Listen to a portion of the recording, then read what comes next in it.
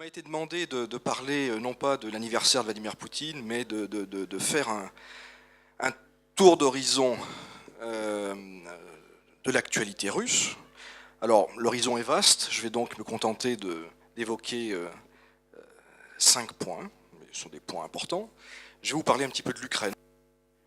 Je vous parlerai ensuite de la politique étrangère de la Russie, en tout cas de ses dernières tendances, ce que révèle l'affaire ukrainienne de mon point de vue. Je ferai une incursion dans la société russe, le climat politique actuel. Je dirai 2 mots de l'économie aussi, bien sûr, et je conclurai en parlant des relations franco-russes. L'Ukraine dont on parle beaucoup et dont tout le monde parle beaucoup depuis 6 mois. Où en est-on aujourd'hui? Que peut-on en dire? Et où va-t-on de mon point de vue? Je dirais qu'on est sur le fil du rasoir, entre guerre et paix. D'un point de vue militaire, vous le savez, les combats de grande ampleur ont cessé, mais il y a toujours des accrochages extrêmement importants autour de l'aéroport de Donetsk. Il y a par ailleurs des signaux plus encourageants et qui nous concernent, nous, Européens, directement. Je pense en particulier au déploiement d'observateurs de l'OSCE dans la zone des combats. D'un point de vue, si j'étais cynique, je me demanderais si finalement le cessez-le-feu n'a pas été conclu trop tôt, le 5 septembre et le 19 septembre, dans le sens où on voit bien qu'il y a encore beaucoup de gens qui ont envie d'en découdre. Alors malheureusement, ça se fait au détriment. Mais il est clair que d'un point de vue militaire, l'affaire n'est pas tranchée, et ça c'est très inquiétant. Toujours sur le terrain, et c'est ce qu'il y a de plus important à mon avis, on assiste à la consolidation de nouvelles réalités politiques. Consolidation des régimes autoproclamés. En tout cas, il y a de nouvelles réalités qui émergent et qui s'enracinent et qui vont sans doute se consolider encore plus après les élections prévues, désormais, je crois, le 9 novembre. Et chaque jour qui passe, évidemment, consolide ces réalités autoproclamées, qui n'ont pas de légitimité internationale, bien sûr, mais ces réalités de fait on peut de plus en plus difficilement les ignorer. Donc ça, c'est important. Ces autorités locales autoproclamées sont confrontées là aussi à des défis très importants. Plus important, c'est sans doute le défi économique et financier. On a vu aujourd'hui des statistiques faisant état de 80% des usines du Donbass à l'arrêt. Il y a, de façon assez prosaïque mais vitale pour les populations locales, le fonctionnement de l'État, le paiement des soldes, des salaires des fonctionnaires, des retraites, tout ça n'est plus assuré, puisque le trésor ukrainien ne fonctionne plus dans la région. Il y a aussi un défi de sécurité évident, puisque au-delà des combats, ces régions sont des régions où sévit une criminalité extrêmement importante. Donc ça aussi, ça fait partie de ces nouvelles réalités. Autre chiffre qui a attiré mon attention et qui est sorti aujourd'hui, je pense qu'il est très important pour la suite. Un sondage qui a été effectué par un centre ukrainien à Kiev, que je connais très bien et qui est extrêmement sérieux. Donc pour le coup, le fait qu'il soit fait par un centre de Kiev, à mon avis, n'influe pas, enfin en tout cas ne donne pas une orientation à ces résultats. Que montre ce sondage qui est effectué dans l'ensemble du pays, mais aussi dans les territoires de Lugansk et de Donetsk?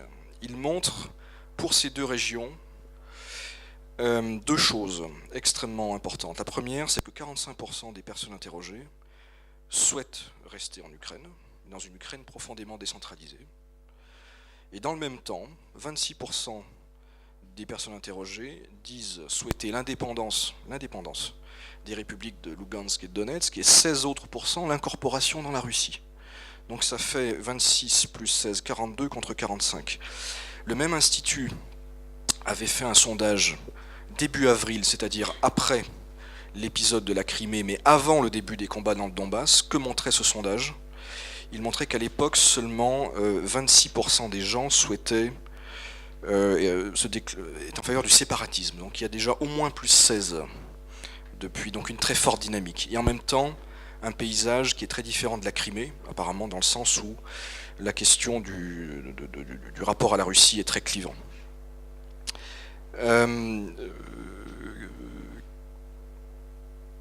Quelques mots sur voilà, la situation sur le terrain, quelques mots sur l'Ukraine en elle-même, et j'en terminerai là, puisque je vous ai promis de parler de la Russie, non pas de l'Ukraine. L'Ukraine est sur une trajectoire extrêmement inquiétante, au-delà du conflit, au-delà de l'aspect militaire, sécuritaire et humain qui est absolument dramatique. Et c'est, à mon avis, un peu l'angle mort du traitement de cette affaire dans la presse occidentale, en tout cas, la dimension humaine. On oublie qu'il y a eu 3000 morts, enfin on l'oublie pas, mais on parle plus peut-être des quelques morts d'Ebola que des 3000 morts de Lugansk et de Donetsk. Au-delà de cette tragédie humaine, il y a une réalité économique qui est celle d'un effondrement puisqu'on est sur une trajectoire de moins 9%. Autre réalité, là aussi prosaïque mais très concrète, les normes de chauffage, par exemple pour Kiev cet hiver, ça sera entre 13 et 16 degrés dans les appartements. La situation politique est également extrêmement inquiétante, dans le sens où on voit ressurgir à l'approche des élections du 26 octobre, élections législatives, une forme une résurgence de ce qu'était la réalité politique ukrainienne avant les événements de Maïdan, c'est-à-dire des petites guerres politiciennes d'assez bas niveau qui peuvent nous rappeler à nous Français ce que pouvait être la Troisième ou la Quatrième République. Donc à Kiev, donc j'évoquais l'économie, l'effondrement ukrainien, j'identifie un risque politique majeur à Kiev, d'une part en raison, je dis, des résurgences de ces guéguerres politiciennes de faible envergure et d'autant plus dérisoire qu'elles se déroulent dans un contexte dramatique, mais on voit ressurgir des divisions extrêmement fortes au sein même de la coalition au pouvoir. Autre risque majeur à mon avis, j'en ai parlé devant d'autres auditoires, mais je vois certaines personnes qui ont déjà entendu ce propos, je pense que M. Poroshenko est en danger, peut-être pas à court terme, mais dans les semaines qui viennent, risque d'être en danger en raison d'une forme de radicalisation de l'opinion à Kiev, pas nécessairement dans les régions, mais à Kiev, dans le microcosme kievien. Et Poroshenko est déjà à demi-mot accusé d'avoir perdu la guerre, d'avoir lâché le Donbass, de ne pas être assez ferme, d'être trop conciliant avec la Russie. Donc il y a assurément quelque chose à suivre à Kiev. Toujours sur l'Ukraine, maintenant, la dimension diplomatique, là aussi c'est connu, mais on ne peut pas, je pense, ne pas en parler pour dresser le tableau, pour comprendre ce tableau. Quelques mots sur l'Union européenne, sa vision aujourd'hui, ses positions, ses décisions. Quelques mots sur les États-Unis et sur la Russie. L'Union européenne, de mon point de vue, est assez désemparée et très divisée, comme toujours, sur cette question. On a vu début septembre, on a assisté à l'adoption d'un nouveau train de sanctions. Ça s'est fait avec beaucoup de difficultés, ça ne nous a pas échappé, dans le sens où le principe en a été décidé, on a ensuite hésité à appliquer. Ce que l'on sait aussi, c'est pas très politiquement correct de le dire, mais il faut quand même le dire, c'est que la chancelière allemande Merkel a joué un rôle déterminant dans l'adoption de cette deuxième vague. A joué un rôle moteur. Et je reviendrai sur la relation russo-allemande sur la suite. Autre signe du désarroi, des hésitations, à mon avis, c'est le report de l'application de l'accord d'association Ukraine-Union européenne à fin 2015.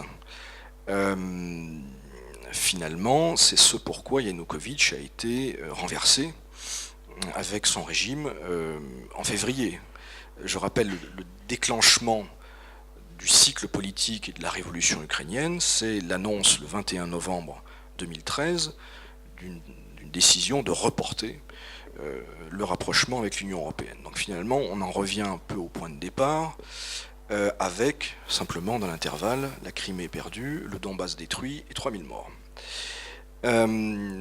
Autre signe intéressant, pour le coup prometteur, on assiste, me semble-t-il, à des évolutions sur le dossier gazier, et là, des convergences russo-européennes assez fortes sur cette question. Les États-Unis maintenant. Les États-Unis, alors sur les sanctions, deux mots encore sur les sanctions européennes, je pense que les sanctions, enfin c'est ce qu'on dit en tout cas dans les milieux diplomatiques et ce qu'on dit à droite et à gauche, les sanctions, vous le savez, sont bornées dans le temps, sont limitées au 31 juillet 2015. Il est très improbable qu'elles soient reconduites faute d'unanimité au-delà, mais il est très improbable qu'elles soient annulées avant. Pour ce qui est des États-Unis, les États-Unis restent extrêmement déterminés à punir la Russie. Je pense que pour les États-Unis, cette affaire ukrainienne est entre autres, est surtout une affaire géopolitique, et une affaire de hiérarchie finalement dans les relations internationales. La Russie, ce qu'a fait la Russie aux yeux des États-Unis est grave, parce que la Russie a fait comprendre qu'elle n'acceptait plus les règles du jeu. C'est ça le plus grave. Et donc il est hors de question pour les États-Unis, je pense, de relâcher la pression, et les sanctions américaines, par exemple, elles ne sont pas bornées dans le temps. Ce qui me fait dire qu'il est très probable qu'elles survivront à une éventuelle levée des sanctions européennes.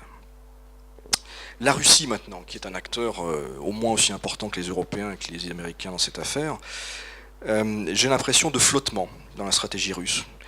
Je pense qu'on peine à distinguer aujourd'hui les intérêts russes dans cette affaire ukrainienne. Quelle est la stratégie russe? On a vu que les objectifs ont évolué. Il y a eu d'abord une réaction au renversement d'Yanukovych, c'est l'affaire criméenne. Il y a eu ensuite toute la thématique de la fédéralisation. Ça n'a pas marché, évidemment, puisque les Ukrainiens à Kiev ne veulent pas en entendre parler. Cet été, l'objectif de la Russie, ça a été de signifier aux Ukrainiens qu'ils ne gagneraient pas cette guerre.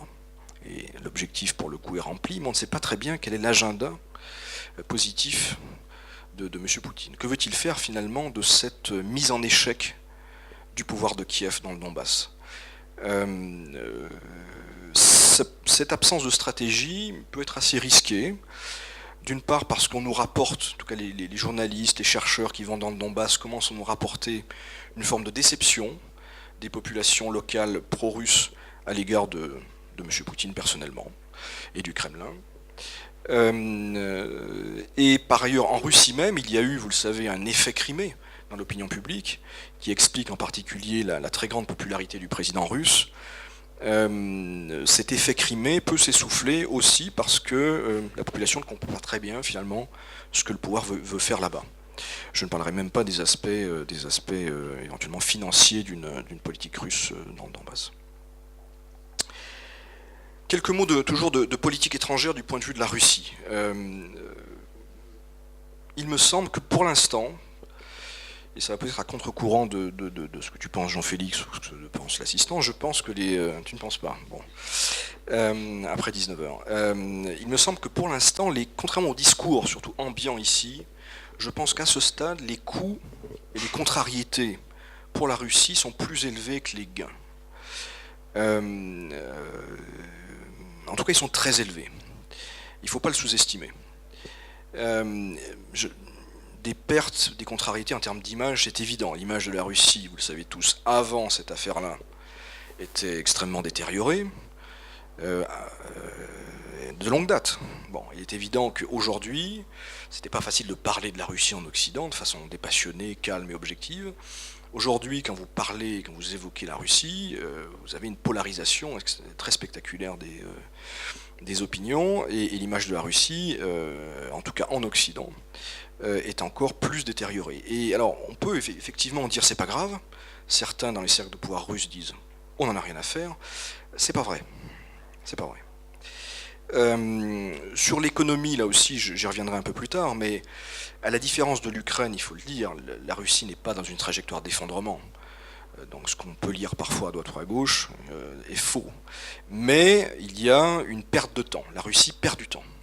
La Russie perd du temps parce que elle ne peut pas, elle est dans une logique de rattrapage, elle est face à des défis de modernisation et elle ne peut pas se permettre une croissance de 1 ou 2%. Les acquis, il y en a quelques-uns. Je ne parle pas de la Crimée, je parle en termes de politique étrangère. Il y a, ça aussi c'est visible et beaucoup de gens en parlent, mais une activisation du vecteur asiatique de la politique étrangère, c'est positif en soi pour la Russie. La Russie, c'est toujours considérée comme une puissance européenne et asiatique, a toujours revendiqué cette double vocation, mais en réalité, jusqu'à une date très récente, la Russie se vivait comme une puissance européenne ayant quelques dépendances territoriales en Asie. Et là, les choses changent, à mon avis, dans les têtes des dirigeants, surtout. Alors, c'était perceptible depuis Vladivostok et le sommet de 2012, mais les difficultés actuelles avec les Occidentaux accélèrent le processus, et ça va bien au-delà de la Chine. Il se passe beaucoup de choses avec la Chine, on peut en reparler lors de la séance de question. On a tous à l'esprit le contrat gazier, mais il n'y a pas que ça. Mais il y a aussi la Corée du Sud, il y a le Vietnam, il y a l'Inde. Alors encore une fois, tout ça était antérieur et préexistait à l'affaire ukrainienne, mais il y a assurément une accélération. Au-delà de l'Inde et de la Chine, il y a les autres BRICS, qui paraissaient un peu périphériques, lointains vue de Moscou, le Brésil, l'Afrique du Sud. Géographiquement, ça reste lointain, mais on voit qu'il y a des choses assez spectaculaires qui se passent. Avec les Brésiliens, avec les Africains du Sud, de centrales nucléaires, importation de biens alimentaires, et ça va continuer. Donc il y a là quelque chose de objectivement positif pour la Russie, en tout cas une prise de conscience de la diversité et finalement de son potentiel et de l'aspect sous-exploité de son potentiel de politique étrangère.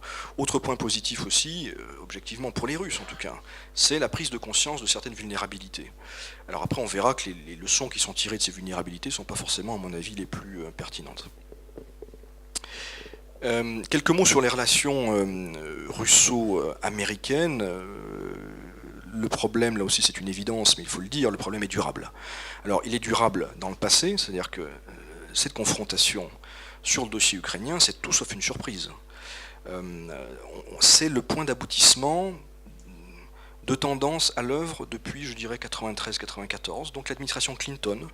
C'est pas Bush. Bush a accentué, bien sûr, les choses, exacerbé les choses, mais cette logique d'abord feutrée, d'abord implicite, parce que sous Yeltsin, on était copain-copain avec Clinton, mais cette logique viciée, cette logique de confrontation, en réalité, ses bases remontent aux années 93-94, et en particulier aux différends sur l'élargissement de l'OTAN. Mais il y en a bien d'autres.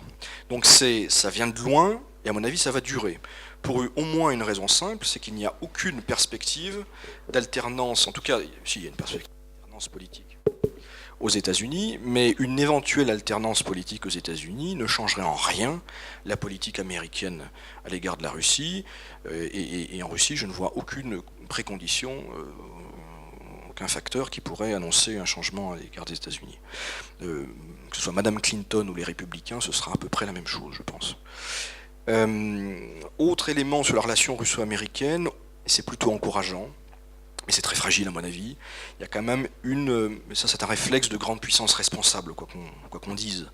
Il y a une forme de cloisonnement entre l'affaire ukrainienne et les autres dossiers sérieux. L'antiterrorisme, le Moyen-Orient, les Américains et les Russes se parlent toujours, même s'ils l'affichent moins, mais personne n'a claqué la porte devant le nez de personne.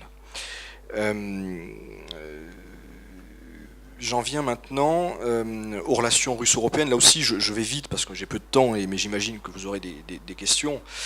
Moi, ce qui me frappe beaucoup, c'est la détérioration de la relation russo-allemande, la profonde déception, même l'amertume, ici, dans les cercles de pouvoir vis-à-vis de l'Allemagne et de Madame Merkel. Alors, là aussi, le glissement est antérieur à l'affaire ukrainienne. Mais évidemment, Mme Merkel n'est pas M. Schröder, et la relation russo-allemande n'était plus aussi enthousiaste qu'à la grande époque Poutine-Schröder. Néanmoins, les Russes, et M. Poutine en particulier, jusque peut-être en avril, en mai, enfin c'est difficile à dater, mais jusqu'au printemps, essayaient de mettre en avant l'Allemagne dans la résolution politique, ou les tentatives de résolution politique, considérant que l'Allemagne comprenait mieux, que l'Allemagne était peut-être mieux disposée. Ça ne se vérifie pas.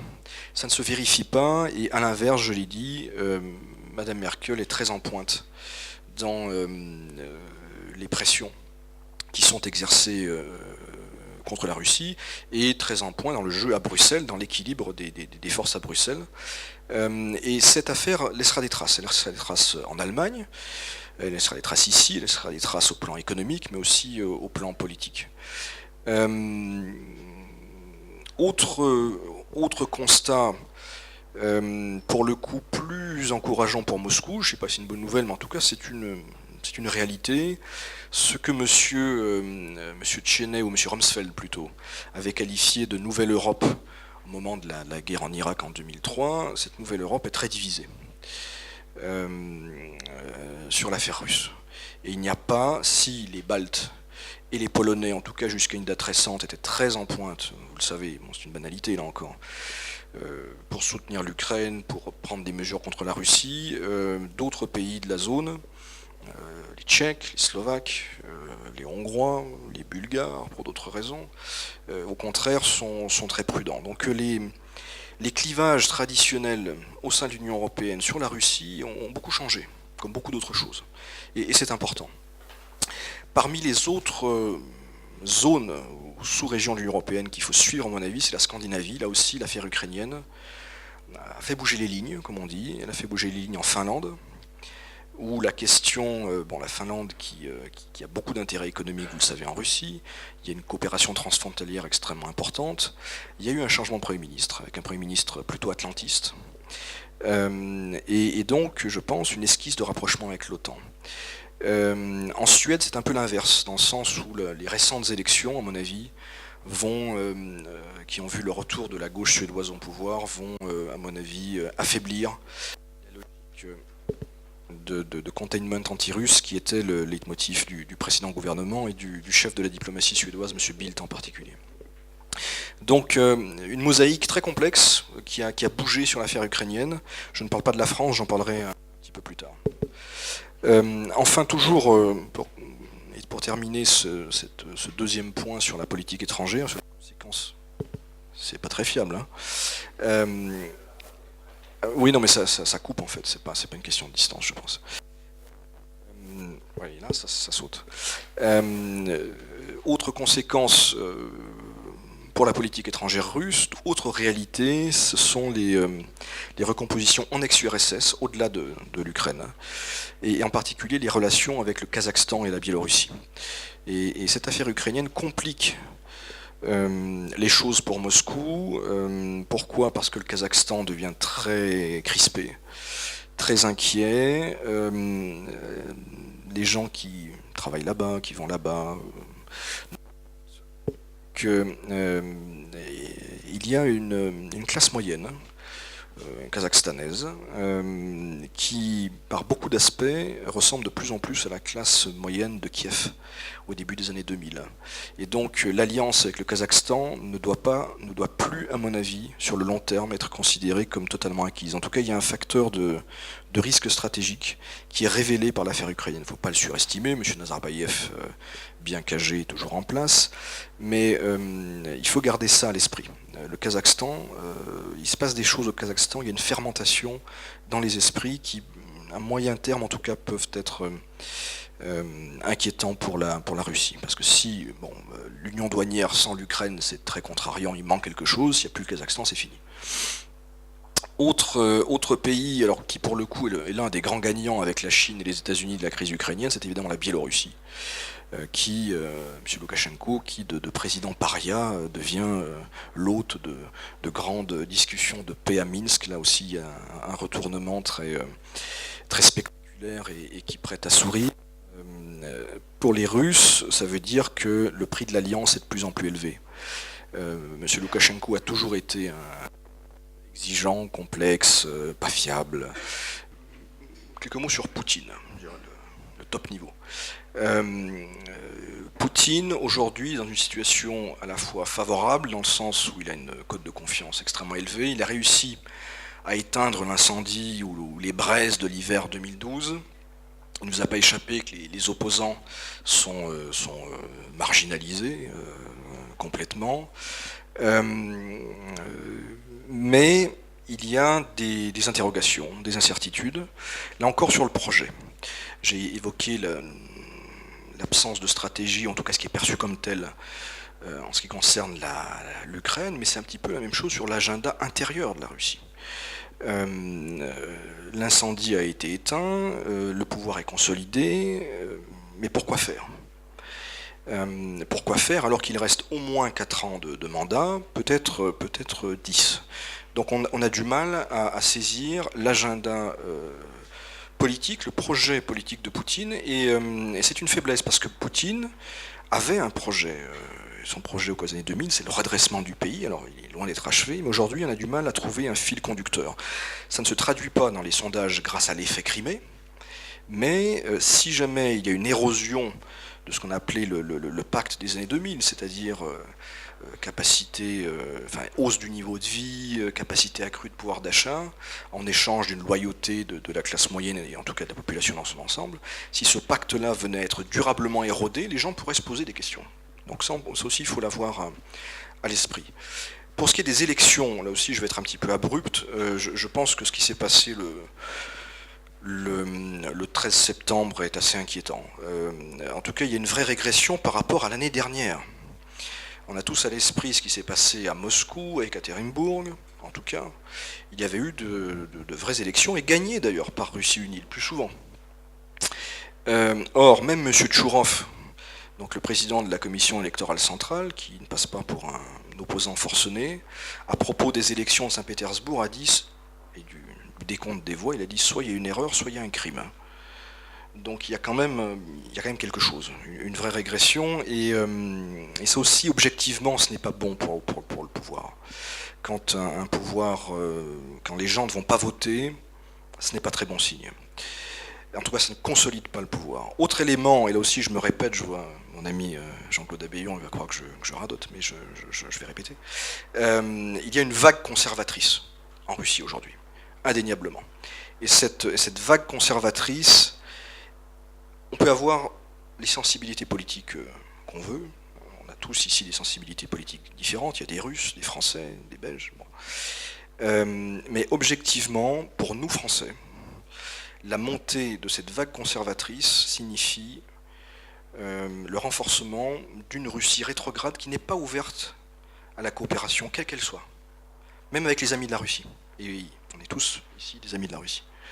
Donc il y a, je pense qu'il ne faut pas sous-estimer d'une part l'ampleur de la vague, qui est consolidée, qui est alimentée tous les soirs par la télévision publique russe, pour les raisons qu'on peut comprendre. Et je pense qu'il ne faut pas s'en réjouir. Il ne faut pas s'en réjouir parce que ça va laisser des traces, ça peut aller beaucoup plus loin que les initiateurs ne le veulent, peut-être. Et ça nuira, en tout cas, aux relations franco-russes. Quelques mots enfin sur, là c'est plus une hypothèse, je me demande dans quelle mesure ce qui se passe dans le Donbass, s'il ne peut pas y avoir une forme de contamination idéologique finalement. En tout cas, si ce qui se passe dans le Donbass, si on voit des hommes en armes avec une rhétorique anti-oligarque, enfin c'est nationaliste et d'extrême gauche quelque part, si tout ça ne... Et on voit qu'il y a des personnes qui font la navette entre Moscou, le Donbass. Je ne sais pas dans quelle mesure, à la faveur de cette vague conservatrice, ces gens ne peuvent pas émerger au-dessus de la vague, justement. En tout cas, je pense qu'il faut suivre ça. Et pour le coup, ce n'est pas voulu par Poutine, pas nécessairement. C'est un effet possible, à mon avis, de ce qui se passe. Cher Président, j'ai combien de temps encore 2 heures. Bon. Quatrième point, l'économie. Là aussi, on a eu une conférence.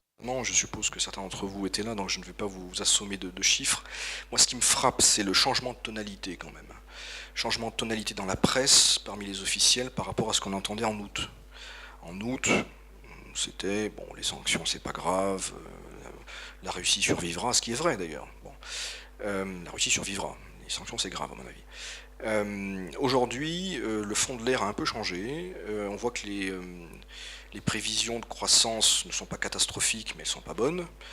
Je dirais que pour le coup, ce serait une trajectoire à la française, qui n'est pas très glorieux en l'espèce. 0,5% cette année, 1% l'année prochaine. Encore une fois, ce n'est pas une trajectoire ukrainienne, mais c'est notoirement insuffisant quand vous voulez rattraper, quand vous voulez moderniser. Donc je répète, la Russie perd du temps. Le ton a un petit peu changé aussi sur les sanctions. Et là, quand les gens y sont confrontés. Quand je dis les gens, ce n'est pas le consommateur moscovite, c'est les banques russes par exemple, les groupes pétroliers russes. On voit qu'il y a des effets déjà. Alors des effets qui ne sont pas irréversibles, surtout si on imagine que les sanctions européennes sont levées l'année prochaine, mais ce n'est pas rien. Autre sujet qu'il faudra suivre, à mon avis, c'est toutes les problématiques budgétaires. Alors au niveau fédéral, ça devrait aller, mais dans les régions, par exemple, il y a de réels problèmes budgétaires qui se posent. Donc là, la perception de la réalité et les attentes à 2-3 ans, les projections ne sont plus du tout les mêmes qu'il y a quelques mois. Les anticipations ne sont plus les mêmes. Le risque, là encore, à mon avis, il y a des effets évidemment, j'allais dire, positifs de cette situation. C'est-à-dire que dans un contexte où tous les moteurs de croissance sont à l'arrêt, le seul grand gisement, mais gigantesque gisement de croissance, c'est la productivité. Si la productivité en Russie pouvait gagner 10 à 15% à la faveur de la crise actuelle, ce serait très positif. Et pourquoi pas? On le voit dans certains secteurs. En revanche, il y a un risque plus évident et à mon avis plus probable, c'est que se mettent en place, ou en tout cas que les discours sur un nouveau modèle économique qui s'incruste et qu'on aboutisse plutôt à une forme de dérive autarcique. En tout cas que l'illusion d'un développement autarcique de la Russie serait salutaire, que cette illusion prenne des forces ici. Toujours au rayon économie, il y a un épisode qui intrigue beaucoup de monde et je crois que pour l'instant personne n'a vraiment compris, en tout cas je n'ai pas compris. Je sais que je te déçois en disant ça, mais c'est la vérité, c'est l'épisode Evtushenkov. Dans ce contexte politique extrêmement tendu, dans ce contexte économique très incertain, il y a eu, vous le savez, l'annonce d'une assignation en résidence du président de la holding System, avec la résurgence de vieux dossiers, Bashneft, et on ne comprend pas très bien.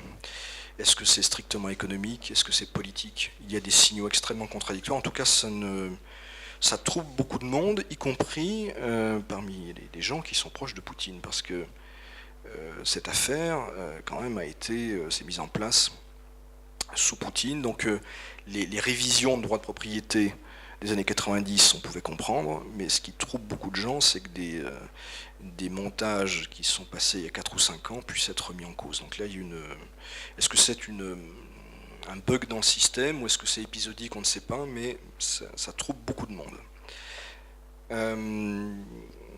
Ensuite, quelques mots pour conclure sur la relation franco-russe, puisque même s'il y a beaucoup d'amis de pays tiers, il y a beaucoup de Français et de Russes dans la salle. Il me semble qu'il est encore un peu trop tôt pour dire ce qui pourrait être sauvé et pas sauvé de la relation bilatérale. Beaucoup de choses vont dépendre évidemment du Mistral. Est-ce que le Mistral sera livré ou pas? Je pense, c'est une intuition, qu'il sera livré pour plein de raisons. En tout cas, si on reste à ce niveau de violence. Si ça va plus loin que ce qui se passe actuellement, il y aura un problème. Mais à supposer qu'on reste sur cette trajectoire jusqu'au salon Euronaval, c'est-à-dire 3 jours après les élections en Ukraine, on peut penser que le Mistral sera livré. D'une part parce que la France, vous le savez, ne peut pas se permettre de payer les pénalités prévues par le contrat. Et par ailleurs, il y a plus grave des questions de risque réputationnel sur le marché des armements. Je ne parlerai même pas du fait que, contrairement à ce qu'écrivent certains éditorialistes, l'OTAN n'a pas d'armée, donc il bien qu'ils vendent ces Mistral le cas échéant.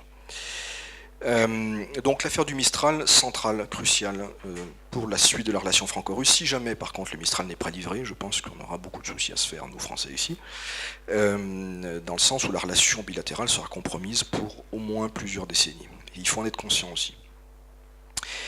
Qu'est-ce qui me frappe beaucoup aussi dans la relation franco-russe? Je l'ai dit, c'est la très grande polarisation des opinions en France entre les turiféraires du régime, qui recrutent beaucoup à l'extrême droite, et de l'autre côté, les philosophes en chemise blanche, et ce n'est pas contre toi, Jean-Félix. Il y a de moins en moins de voix raisonnables. Et ça, c'est inquiétant. C'est vrai ici, c'est vrai à Paris, c'est vrai ailleurs aussi, c'est vrai à Washington ou à Londres. Il y a de moins en moins de voix raisonnables parmi les politiques, parmi les experts, parmi les journalistes sur la Russie. Il y a beaucoup de gens qui ont des convictions, des certitudes, souvent plus que des connaissances de terrain sur ce qui se passe en Ukraine. Qu'est-ce qui me frappe par ailleurs, malgré tout, dans la presse française, que je sais qu'on la critique beaucoup ici, ça m'arrive aussi, même si j'étais journaliste dans une vie antérieure, j'observe quand même que depuis le mois de septembre, il y a d'une part un certain nombre d'éditorialistes français qui adoptent des vues plus équilibrées, et par ailleurs, plus de journalistes vont sur le terrain, dans le Donbass, et en rapportent forcément une réalité plus complexe que ce qu'ils n'avaient imaginé souvent avant de partir. Autre point, et là aussi on l'a évoqué, donc je vais me répéter un petit peu, mais je suis très frappé par l'effet BNP Paribas. Je ne reviens pas sur ce dossier, mais enfin le coup de massue, mérité ou pas, mais en tout cas l'amende de combien, 9 milliards ou 7 milliards, a eu un effet immense dans les têtes des politiques et des hommes d'affaires. Et peut-être plus que sur les hommes d'affaires américains. En d'autres termes, il y avait déjà une prudence, pour ne pas dire plus, à l'égard de la Russie, des préventions. Après l'affaire BNP Paribas, et dans le contexte actuel, beaucoup de gens lèvent le pied. Lèvent le pied, surtout ceux qui peuvent avoir des intérêts à la fois aux États-Unis et en Russie. Et c'est une réalité qui s'impose. Et donc la politique étrangère française, de fait, subit les conséquences de cet épisode. Côté russe maintenant, je vois, et vous le voyez sans doute aussi, puisque vous vivez à Moscou, une vision très pessimiste de la France, des réalités, une vision extrêmement critique du président Hollande. Ce qui me frappe aussi, c'est la vision d'une France assez belliqueuse, finalement, au sud, sur son flanc sud, et qui par ailleurs a abdiqué, en tout cas c'est perçu comme tel ici, en Europe orientale et se range aux positions allemandes sur son front oriental dans le cadre d'un partage des rôles, réel ou pas, mais je pense que c'est perçu comme ça. Et en guise de conclusion, et pour essayer d'être un petit peu plus optimiste, je pense, et là je m'adresse à vous tous, puisque vous êtes à Moscou, vous venez de milieux très différents, je pense qu'aujourd'hui, plus que jamais, il est important de réfléchir, d'abord de sauver ce qui peut l'être, donc ça veut dire des programmes universitaires, ce que tu fais Jean-Félix, faire venir des gens, le dialogue, mais surtout peut-être réfléchir à un agenda positif pour la suite. Comment, parce que les diplomates, et les diplomates français par exemple, me contactent peut-être aussi Jean-Félix, pour essayer d'imaginer la suite, et de savoir comment renouer le fil avec les Russes. Et donc imaginer des thématiques positives, à mon avis, est un dossier important, et je pense, par exemple, que la conférence climatique qui se déroulera à Paris l'année prochaine pourrait être un de ces thèmes qui permettrait aux uns ou aux autres de reprendre langue dans une démarche plus positive et constructive. Cher ami.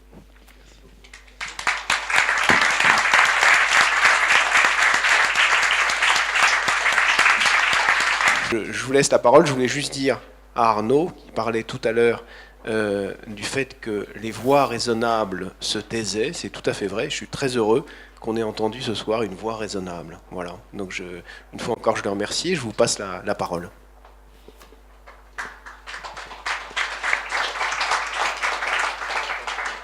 Bonsoir, Serge Soher du Crédit Agricole en Russie. Qu'est-ce qui ferait aujourd'hui que les Européens lèvent les sanctions et qu'est-ce que les Russes seraient prêts à accepter ou ne pas accepter ?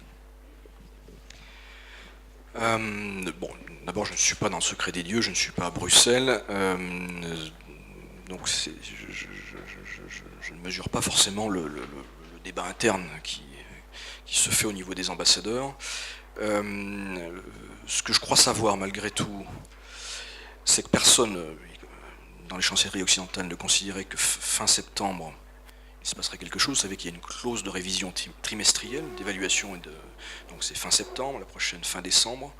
Les gens disaient c'est trop tôt, c'est trop fragile, donc que les sanctions n'aient pas été levées partiellement, totalement, c'était parfaitement prévisible. Maintenant la question c'est décembre et éventuellement avant décembre. Il était question d'une réunion des ministres des Affaires étrangères à Luxembourg le 20 octobre. Il semblerait qu'il ne se passe rien de ce point de vue. C'est-à-dire qu'on ne parlera pas de la levée des sanctions le 20 octobre. Donc la vraie échéance, la prochaine échéance, c'est la fin de l'année. Alors qu'est-ce qui pourrait faire que les Européens lèvent les sanctions ? Alors le scénario idéal, évidemment, c'est-à-dire que c'est la paix, tout le monde est d'accord. Bon, évidemment, ça ne se passera pas comme ça. Donc il faut l'interrogation, et je n'ai pas de réponse à cette question, c'est qu'est-ce qui se passe si le cessez-le-feu après l'aéroport de Donetsk, parce que là c'est une problématique militaire que je ne vais pas développer parce qu'ils sont plus compétents que moi dans l'assistance pour le faire, mais c'est très localisé, c'est violent mais c'est localisé. Bon. Si dans 4 ou 5 jours, ce qui est probable, cette affaire est réglée d'une façon ou d'une autre, si le cessez-le-feu tient, mais que, par ailleurs, et c'est très probable, il n'y a aucun progrès sur le statut des territoires contrôlés par les insurgés, qu'est-ce qui se passe? Je ne sais pas. Je pense qu'il y aura des pays, c'est même sûr, il y a des pays qui vont demander que, puisque ça s'est calmé, il faut lever au moins une partie des sanctions, en espérant sans doute, en retour, que la Russie lèvera une partie des sanctions prononcées le 7 août. Mais intuitivement, et c'est simplement mon intuition, il n'y aura pas d'unanimité. C'est-à-dire qu'il faut l'unanimité pour lever les sanctions, au sein des 28 États membres. Et à ce stade, et même en décembre, je ne crois pas qu'il y ait unanimité. Je pense qu'il y aura toujours 4 ou 5 pays qui voudront à tout prix maintenir les sanctions. De même que je ne crois pas que dans l'autre sens, il y aura unanimité pour proroger les sanctions, puisque fin juillet, il faudra revoter. Et je ne pense pas qu'il y aura unanimité pour proroger les sanctions. Donc je crains qu'il ne se passe pas grand-chose avant l'été prochain. Sauf évolution. Alors on peut dire c'est très loin. Bon, si on considère l'histoire, c'est pas grand-chose. C'est loin pour des projets business, c'est loin pour les populations sur place surtout. Dans l'histoire de la Russie, c'est pas grand-chose. Mais je pense aussi que le scénario le plus vraisemblable, les Américains maintiendront des sanctions avec les Canadiens et les autres, et que l'effet dissuasif, en tout cas le niveau d'incertitude induit par le maintien de ces sanctions américaines, aura des effets importants sur nous, Européens, en réalité. Florence Guyenne, photographe. J'aimerais que vous développiez les relations russo-allemandes et pourquoi Angela Merkel a été si en pointe dans l'adoption de ces sanctions-là. Les relations russo-allemandes. D'abord, il faut rappeler là aussi quelques évidences. C'est que jusqu'en 2012, l'Allemagne était le principal partenaire commercial de la Russie. Depuis, la Chine l'a dépassé, mais enfin, ça reste un partenaire extrêmement important. L'Allemagne, au cours des années 90, a été le principal créditeur de la Russie, de Boris Yeltsin. Il y a une relation politique spéciale née de l'héritage de la guerre froide, de l'épisode de la réunification, et puis il y a, cerise sur le gâteau, si j'ose dire, il y a la relation personnelle de Poutine en Allemagne. Donc ça fait beaucoup de choses. Et puis il y a la place de l'Allemagne en Europe. C'est pas rien non plus.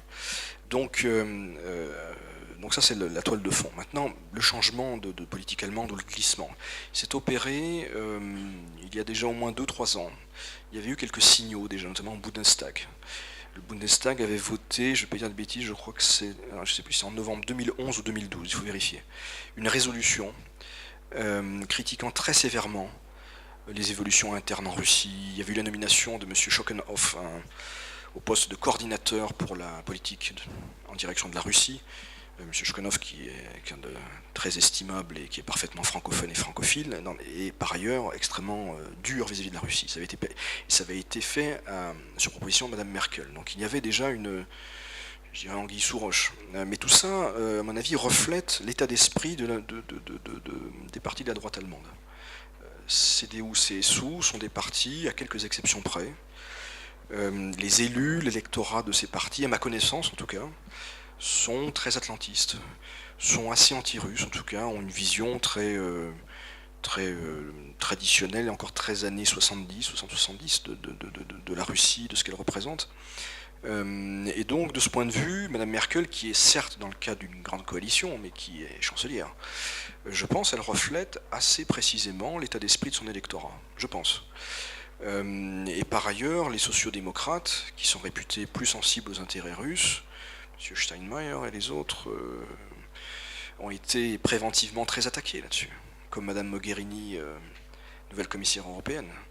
Et donc ils hésitent évidemment à sortir du bois et à fermer une position un peu dissonante, d'autant plus que, d'un point de vue institutionnel, ce ne sont pas eux qui in fine, prennent les décisions. Donc je pense que c'est le reflet de la politique intérieure allemande. Mais je ne suis pas un spécialiste de l'Allemagne, donc c'est une réponse sous réserve. Il y a aussi la relation avec les États-Unis. Et c'est peut-être l'aspect le plus surprenant pour un non-spécialiste de l'Allemagne, encore une fois.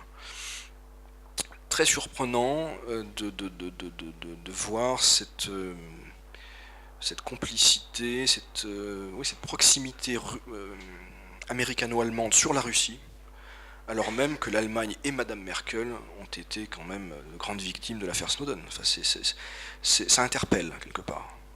Ça interpelle beaucoup. Vous avez annoncé tout à l'heure un avenir un peu sombre de la Russie. Alors, pour redresser la situation, que doivent faire les dirigeants russes donc pour améliorer, par exemple, l'image d'Emma, l'image à l'extérieur, etc. Donc, voilà ma question. Merci, alors c'est compliqué. D'abord, je ne sais pas si j'ai dressé une image sombre, je n'espère pas, je ne pense pas. Disons que ma crainte, et c'est peut-être aussi ce qui nous rapproche, nous Français et Russes, je pense que la médiocrité sied mal à la Russie, de même qu'elle sied mal à la France. Donc ça peut être dramatique ou grandiose. Mais ce scénario qui s'esquisse de stagnation n'est quelque chose qui effectivement est peut-être plus inquiétant quelque part que le drame, parce qu'après le drame il y a le rebond, on l'a vu dans les années. Donc qu'est-ce qu'il faudrait faire, je ne sais pas. Enfin, au plan économique, il y a sans doute beaucoup de choses à faire. Il y a beaucoup d'économistes très intelligents qui écrivent des choses sur le sujet, même s'ils sont loin d'être d'accord entre eux. Mais le chantier évident, c'est la productivité. Ça, c'est évident. C'est le dossier où il y a le plus de réserves, où là où la Russie pourrait avancer et le faire pour elle, dans ce contexte difficile. Pour ce qui est de l'image de la Russie à l'étranger, vous le savez, nos amis russes y réfléchissent depuis longtemps, entreprennent des actions, parfois, je trouve personnellement, ça n'engage que moi, extrêmement maladroites et inefficaces. Alors il y a un problème de fond, c'est-à-dire que quand vous avez évidemment la Crimée, est-ce que vous pouvez par ailleurs faire de la communication comme vous le faisiez avant? Moi j'en doute beaucoup. Il y a un milieu qui n'est pas réceptif, qui est souvent hostile, a priori, il faut le savoir aussi. Et surtout la manière dont s'y prennent nos amis russes, et je le dis ça, l'oublia, c'est extrêmement maladroit, encore une fois. Et je le vois à l'exemple de la France, par exemple. Ce que font nos amis russes en termes de communication politique en direction de la France est maladroit, et je suis poli, et extrêmement contre-productif. Je ne citerai pas d'institut ou de centres à Paris, mais il y en a je pense, qui ont de très forts budgets pour améliorer l'image de la Russie en France, et c'est absolument dramatique. Alors, encore une fois, ils n'ont pas la tâche facile, mais c'est très, très mal engagé. Evgeny Ryazantz, Gazprom. Qu'en pensez-vous? Est-ce que les sociétés françaises seront présentes en Crimée dans les années qui viennent? Oui, mais je vais y répondre pour le coup. Il y aura quelques sociétés, je pense qu'il y aura quelques PME, il y aura peut-être Monsieur De Villiers avec son parc historique. Bon. Mais je pense qu'il n'y aura pas plus de grands groupes français à Crimée qu'il n'y a de grands groupes russes. J'ai observé que les grandes banques russes, par exemple, se sont retirées de Crimée. Parce qu'objectivement, c'est risqué juridiquement. Donc je pense que mon intuition, là je parle en tant qu'observateur indépendant et libre, je pense que, et je crois à l'avenir des investissements français en Russie. Il y a beaucoup de régions en Russie où la France est présente, il y a encore beaucoup à faire, et je pense que les investisseurs français, sauf opportunité extraordinaire, vont privilégier d'autres régions moins risquées juridiquement. Une question à propos de la productivité, est-ce que vous pourriez développer, parce que je ne comprends pas très bien. La Russie vit de ses exportations, son tissu industriel est en déclin, très peu d'investissements. Je travaille moi-même dans le secteur ferroviaire. On voit que des grandes sociétés comme Transmash Holding sont en train de liquider par milliers d'employés. L'augmentation de productivité, c'est quoi pour vous? Et je ne comprends pas très bien comment ça va permettre de sauver la Russie. Non, simplement je faisais le constat que la productivité, quand on regarde les grands indicateurs qui permettent de mesurer l'efficacité économique d'un pays, bon, il y a les investissements effectivement qui sont historiquement bas en Russie, ça c'est fondamental. Investissements russes d'ailleurs, en Russie. Bon. Ils font beaucoup moins bien que les Indiens, que les Chinois, mais quand vous comparez les grands indicateurs, vous êtes quand même frappé par le niveau de productivité en Russie et en France, par exemple. Or, je ne pense pas que la main-d'œuvre russe, en tout cas, soit moins qualifiée. Ou. Donc là, il y a une question qui, comme l'investissement, est une question récurrente. Hein, c'est pas nouveau, mais il y a peut-être à moindre frais. En tout cas, ça ne nécessite pas forcément des centaines de milliards d'investissements, des améliorations effectivement apportées. Edouard Hardy de Kiavi Russie. Moi j'aurais une question par rapport aux sanctions. Les dirigeants russes sont menacés à plusieurs reprises de sanctions sur les secteurs du textile et de l'automobile par exemple. Est-ce que vous pensez qu'il y a des chances que ces sanctions soient appliquées? À quelle échéance par exemple? Voilà, je voudrais votre avis sur cette question. Si je dis encore une fois que je ne sais pas, tu me vires, c'est ça? Non, comme tout le monde, j'ai vu que ça avait été évoqué. Alors il faut faire la part des choses. Il y a des restrictions, par exemple, d'accès aux appels d'offres gouvernementaux, municipaux. Bon, c'est une chose. Il peut y avoir des interdictions d'importation, c'est autre chose. J'observe que la Russie n'a pas répondu à la deuxième vague de sanctions, sans doute considérant que c'était pas dans le tempo diplomatique, c'était pas le message qu'elle voulait véhiculer, et que à ce stade, elle avait plus à perdre qu'à gagner. Il y a d'autres sanctions beaucoup plus douloureuses qui avaient été évoquées, je pense en particulier à l'affaire du transit des vols européens à destination de l'Asie au-dessus de la Sibérie, mais là aussi c'était risqué. C'était risqué parce qu'il ne nous a pas échappé que certains ont évoqué des interdictions de vol pour Aeroflot, par exemple à Paris ou ailleurs. Donc là on entre dans des choses extrêmement lourdes et je pense que les Russes ne veulent pas s'engager là-dedans. Alors par contre, là je pense que si, comme c'est évoqué dans la presse, il y a de nouvelles sanctions, après par exemple la chute de l'aéroport de Donetsk, ça se dit. En tout cas, il y a eu quelques informations là-dessus, je n'y crois pas, mais on ne sait jamais. S'il y a une troisième vague de sanctions, même très limitée, même symbolique, là il y aurait une réponse russe. Je ne sais pas sur quoi. Mais ils ne laisseront pas passer 2 vagues de sanctions sans répondre. Je m'excuse de revenir encore sur cette question, mais je pense que c'est un peu pas encore éclairci sur la productivité. Excusez-moi encore, parce que vous avez évoqué que contre la stagflation, donc c'est-à-dire stagnation plus inflation qui sympa sur la Russie, évoqué par M. Lukayev aussi, le ministère de l'économie, il y aurait peut-être une croissance de 10 à 15% de productivité. C'est vous qui avez dit ça. Et donc, du coup, je me demande dans quel secteur est-ce possible. C'est un assez grand pourcent quand même, c'est un grand pourcentage d'augmentation. Ça pourrait être quoi? Agroalimentation ou quoi d'autre? Non, j'ai pas dit que ça allait se produire. J'ai dit si cette hypothèse d'augmentation de la productivité, j'ai dit qu'il y avait un gisement, que là, la Russie pourrait gagner en productivité. Mais je n'ai pas fait un pronostic sur 10 ou 15%. Alors je ne sais pas si c'est l'encadrement des employés. Moi j'ai des employés qui travaillent beaucoup personnellement, mais... Bonsoir, Anastasia. Je reviens à votre commentaire sur l'image de la Russie, enfin sa communication en France. Est-ce que vous pourriez développer donc, les initiatives ou les institutions qui apparemment font pas leur boulot et communiquent mal en France?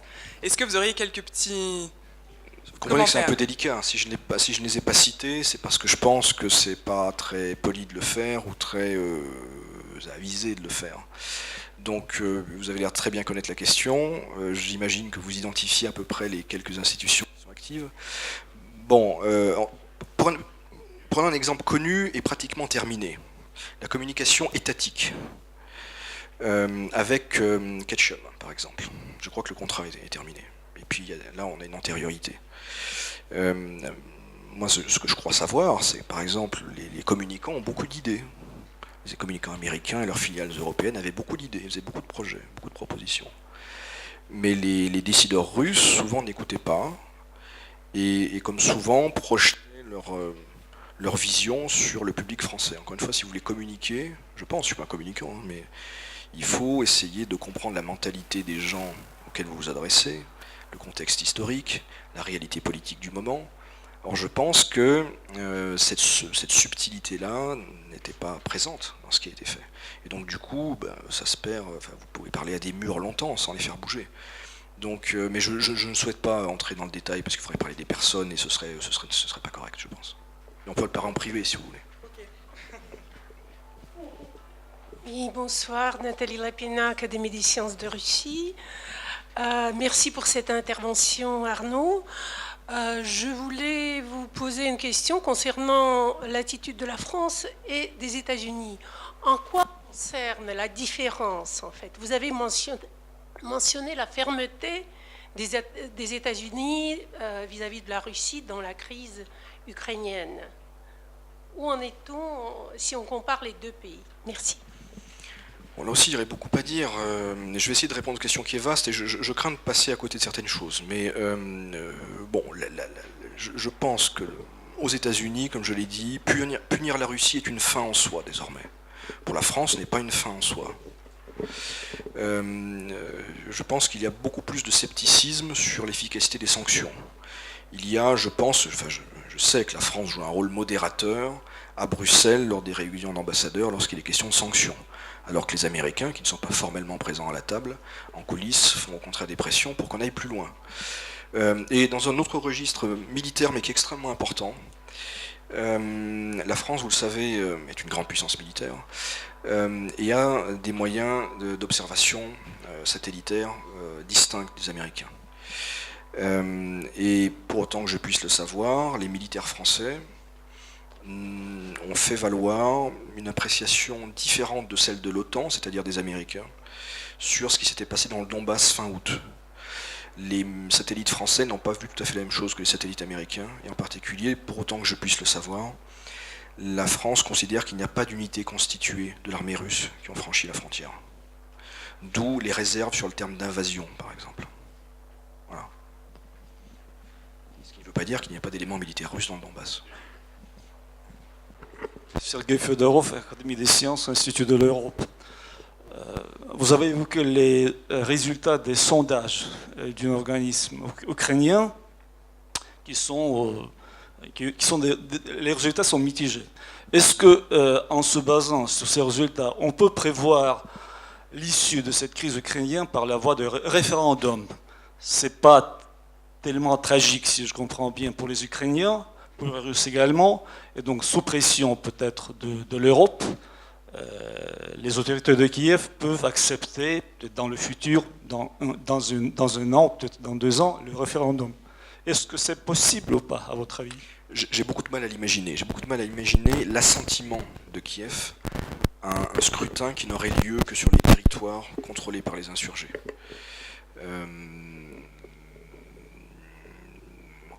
L'état d'esprit, en tout cas aujourd'hui, à Kiev ne s'y prête absolument pas. Et j'ai beaucoup de mal, encore une fois, à imaginer des pressions américaines. Il n'y aura pas de pression américaine. Des pressions européennes pour un vote d'autodétermination, là aussi ça pose problème. Comment voulez-vous obtenir l'assentiment de l'Espagne à une telle position, alors que la Cour constitutionnelle espagnole essaie d'empêcher un vote en Catalogne? Donc je n'y crois pas beaucoup. Je n'y crois pas beaucoup. Moi, je voudrais vous remercier pour votre question, cher monsieur, pas du tout pour le sens de votre question, mais quand j'entends des gens comme vous parler aussi bien le français, avec cet accent superbe, je me dis que rien que pour ça, on a raison de faire ces conférences. Voilà, donc je vous remercie. Voilà, question suivante. Sur le dossier climat, vous vous souvenez que, alors j'ai un doute sur l'année, mais il y a 5 ou 6 ans, la Russie, après de longs débats, avait décidé de se joindre au protocole de Kyoto, donc avait joué un rôle considéré comme positif en Europe dans cette affaire-là. Il y a eu ensuite beaucoup d'hésitations. Il y a beaucoup d'hésitations en Russie. Il y a un vrai débat, pour le coup, sur quelle position la Russie doit adopter sur ce sujet.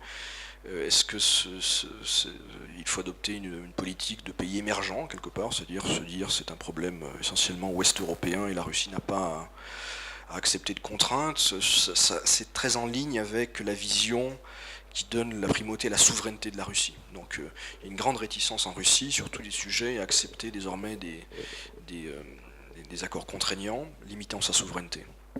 Mais j'observe, en tout cas j'ai vu début septembre, que le responsable du dossier, M. Bedritsky, je crois, ou Berditsky, avait fait une déclaration sur la conférence à venir qui n'excluait pas apparemment une position constructive, que la Russie soit active et se joigne à un compromis. Je ne sais pas dans quelle mesure cette position est une position personnelle, ou est-ce que c'est une position de la Russie discutée au plus haut niveau. En tout cas, manifestement, les fonctionnaires de ce niveau-là ne parlent pas généralement sans l'aval de leurs supérieurs et ne parlent pas pour rien dire. Et c'était là aussi un moment de discussion avec les Européens sur le sujet ukrainien et sur d'autres. Je pense que c'est une perche tendue, en tout cas un signal pour dire que la Russie n'est pas fermée a priori sur ce dossier. Ça pourrait être, je pense, un dossier de discussion et de convergence, le mot est peut-être exagéré, mais en tout cas un sujet qui permet de ramener des choses un peu plus positives que l'Ukraine dans le débat russo-européen. Mais je peux me tromper.